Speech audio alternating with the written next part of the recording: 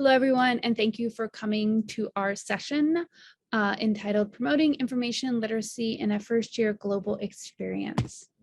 I am Evie Cordell. I am formerly the first-year experience and undergraduate engagement librarian at Northeastern University in Boston, Massachusetts. I have since accepted another position and am currently transitioning there. I will be the new e-learning librarian at the University of Illinois at Urbana-Champaign this coming October, so in a few weeks here. And with me today is my friend and colleague, Dina Meky, the Global Campus Outreach and Online Learning Librarian at Northeastern University Libraries. Thanks, Evie. So this is just to give you an overview of what online learning at Northeastern University Library looks like today. So this is of the time of recording. We've since grown. So at the time of recording, we currently have 9 schools and colleges, all of which have at least one online program. It says on the slide we have 11 liaison librarians. We've since hired 3 liaison librarians for our STEM programs, and we are in the process of hiring another 3 more. And we currently have 12 global campus sites. So these are, in addition to our home campus in Boston, we have campus sites across the United States and in Europe. So we have global sites in Charlotte, London, Seattle, 2 campuses in Silicon Valley in California, Toronto, Vancouver, Portland, Maine, Vermont, Boston, and a few more scattered around. So we have different kinds of online learning that we use to support both these global campuses and our online programs across our Boston campus. So the 4 types of Northeastern classes are on site or on the ground, and obviously this is during a pre-COVID time. We have blended, so they meet for a shorter period of time, over 6 weeks, but they do meet weekly. We have hybrid, which we are hoping to go into starting in the fall, which are the ones that meet occasionally in person and occurring predominantly online. It says Blackboard here between meetings. We've since moved our learning management system over to Canvas. And then predominantly online, which is what we've been working with for the past year, where it is asynchronous classes that never meet in person. They depend on our learning management system. And we and the professors or the instructors provide support remotely. So these are a few ways that we currently support our students at Northeastern University. So this is a kind of very brief overview of the different ways that as librarians we're embedded in different ways in different classes. So we do currently do remote classes. So through Zoom, we'll go in and we'll teach students information literacy skills, how to search, what that means. We have a number of online learning objects or tutorials, so these vary in format. So we will have videos, we have PowerPoints, we have downloadable PDFs. Again, with our aim is to make it accessible for our students across different time zones and across different ways that they may be accessing the information. So we are also embedded in Canvas modules, and this depends on the type of class that we're going into. So it can be as simple as an orientation module where they are there to meet their librarians and to give them an overview of what the types of services that we provide and what they can come to the library for. Or it could be a little more in-depth. So our science librarians, for example, have a more in-depth Canvas module where they're introducing their students to research in the sciences and a lot of specialized databases that save time when, if they were to go into a remote class, students can get a little bit more of a foundation in their Canvas modules. We also have access to a course reading management site or software called Leganto, which links with the readings that they are required to do for class. So what Leganto does is that it embeds itself in Canvas and it links what students should be reading for class, so that could be books or articles or even media, and it links it directly into Canvas so they have access to it through the library. So that kind of eliminates the searching. When professors put the required reading on their syllabus, students can save a little bit of time and hassle trying to access that material. We also, as librarians, have office hours, so they are welcome to make Zoom appointments with us through our profiles on our website. We are also going to begin starting to institute drop-in hours. So the science librarian, for example, will be available from 2 p.m. to 6 p.m. every Wednesday, or every other Wednesday, to kind of encourage both faculty, instructors, and students to come in and interact with our librarian. Thank you so much for talking about online learning at Northeastern, Dina. I'm going to talk a little bit about NUN and what it is. NUN is a program designed to give first-year students at Northeastern the unique opportunity to spend their first semester of college abroad, studying abroad. The program was established in 2007 to promote a unique first-year global experience and cross-cultural education. Typical enrollment is between 800 and 1,100 students. Locations do vary. So in 2019, students were located in Australia, Canada, the Czech Republic, Germany, Greece, Ireland, Italy, and England. In 2020, just Boston and Ireland. And this fall semester, they will be in Boston, England, Greece, Ireland, and Italy. So students select their partner institutions based on their academic specialization, their majors. For example, if you have a student that is engineering, they're more likely to go to Italy or Boston versus England, which is very heavily humanities focused. Students attend all their classes at their partner institutions, with the exception of one course, which is the NUN seminar. This is a 1-credit course, which all students in the program are required to take, and they are taught by Northeastern instructors who are on site and live with the students. So a little bit on how this collaboration between the library and the NUN program came to be. Oops, sorry about that. I was hired at Northeastern as the first-year experienced librarian in late May of 2018. And one of my tasks was finding and developing relationships between the various first-year programs throughout the entire university. So in late spring of 2019, I reached out to the NUN program, and through that collaboration, I became involved in the development of the research component of the NUN seminar. So in order to determine the best ways to support both students and instructors in potentially vastly different time zones, I reached out to Dina, and we came up with several different ways to support the program. One of them is orientations. So these were orientations that were held at the beginning of the years, both for the instructors and also for students and their families. Teaching, so developing Blackboard and then later Canvas modules when our university switched from Blackboard to Canvas. Various other types of instructional collateral, including tutorials. Leganto reading lists, which I'll talk more about here in a moment.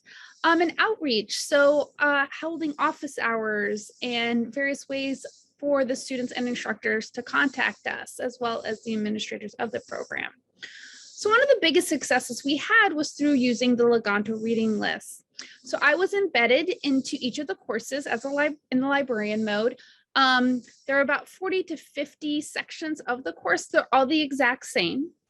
And this enabled me to attach the Leganto reading lists to the course.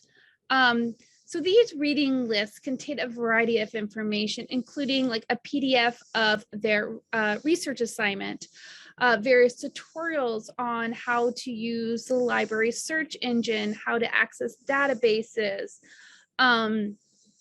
how to use actual Leganto because it was a new system for them, as well as assorted LibGuides that pertain to the various topics available to them and other such information literacy tools. Now, it's hard to kind of analyze the impact the library is making when the program you are working with is located in so many different time zones and countries. And this is where the Leganto Analytics feature really came into handy. So we're looking at one of the sections that was located in Greece. And what I want to point out is course participants, so 21 students, and these were active students. So, and there were 602 events, and events are any time that a student clicks on something within the list, right? And so on average, we had 29 events per student. So students were heavily using this. And we saw this, this data kind of repeat itself through all of the courses for that year. And you can see a very small snapshot of more of the Leganto list. So if you come down and you look at where it says Global Resilience Project, so this is just the PDF of their assignment. And you can see like 14 students were actively using this. The student usage was high. They were actively downloading it and so on. And we also made a tutorial for them on how to use Leganto. So again, the active students, 13, their student usage was high. So, and we found this across the board that all of the students were really actively engaging in it. And we used this information later to determine which of the resources they were really using the most. And then we converted that to when we were planning for the 2020 and the 2021 academic years on what to include in their new Leganto lists. One of the benefits of having such an expansive global network is that we were already in a really good place because we are already in the process of growing our online programs and offerings through the library, as well as adapting to online platforms. So when the COVID-19 pandemic hit and our students were grounded, we already had a wealth of online learning tutorials and workflows in place that we could use to support them and depend on them. One of the benefits of COVID-19 and everything going remote and going online was people were often more open to collaboration and to moving things online. So we didn't have to almost sell the idea as we did before when everything was on the ground. We do currently have a small online learning team. So I am one of 2 people in my department, for example, but it was a growth and training opportunity for the whole library. Because everyone had to be online, everyone had to adapt their classes and their tutorials and their objects online, so they were more willing to work with us, and it was also kind of that push that everyone needed to start folding all of this into their everyday workflows. So what does the future look like for us? I mentioned in the previous slide how kind of COVID-19 was a blessing in many ways because it kind of pushed our librarians to start folding in online workflows and accessibility issues into their everyday teaching. So we started having these online learning goals folded into the librarian's annual goals. So we worked with supervisors to have a minimum, a benchmark for our librarians to start producing online learning objects. Since then, our library has grown and our work has actually become more efficient because we have this back-end library to pull from. So if a student comes with a question that we already have a tutorial developed for, we can instantly send them that information. It saves the librarian's time and it gives students kind of that empowerment where they can go off and learn the information for themselves. This is also an opportunity for us to grow the team. So I mentioned at the beginning of the presentation and the previous slide that we were in the process of hiring for new librarians and especially to grow our online learning team and our global campus team. That was great because we had the numbers to back it up to show our impact for all these different kinds of programs. As the programs continued to grow, we had the data that we could make the case to grow our team and to get more funding for certain things. This was also a great instance to advocate for accessibility. So again, with students across different time zones and across different technology comfort levels, we were able to provide online learning objects and different ways to access the information that they needed through a variation of ways and of formats. It was a networking and growth opportunity for us in the library to make connections with these programs that we may not have easily had in previous semesters. It also helped that both Evie and I were new to the library and to our roles, so we could use that as leverage when we were doing outreach to various folks. It also served as an outreach opportunity because everyone was very hesitant when everything moved online initially at the beginning of 2020. There was some hesitation. There was also, like I said, that need to connect and that need and that want to collaborate. So we did jump in on that opportunity. So that was a great way for us to do outreach and to create more ways to support students and faculty. We wanted to offer a few recommendations and takeaways if you are considering something like this for your institution. So our first one is to be flexible. students and instructors, in our case, were working from a variety of different time zones. So we had to be flexible in order to kind of be creative, and to create things that were going to work for everyone. The next one is to make sure that you are creating things that are accessible. So for our tutorials that we were making, we like to include transcripts. We can include PDF versions of our slides.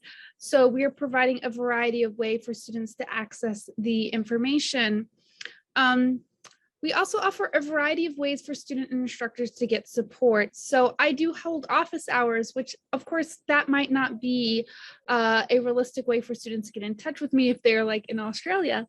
However, I do offer them my email, as well as Northeastern offers a 24/7 chat service. So if a student chats in their particular time zone, they're going to get a librarian who could work with them and answer their questions. And if for some reason they can't, they send them back to us, and then we respond to them via email, and that works out great. Our kind of fourth bullet point here is to be open to collaboration. Without collaboration, none of this could have happened. This is too big of a program for just me to work on my own. So without Dina and other librarians at Northeastern, we wouldn't be able to pull this off and have this program be such a success. Training. So be prepared to offer training, especially when introducing a new piece of software. Our example here is Leganto. This was a new piece of software actually to everyone at Northeastern Libraries and the university.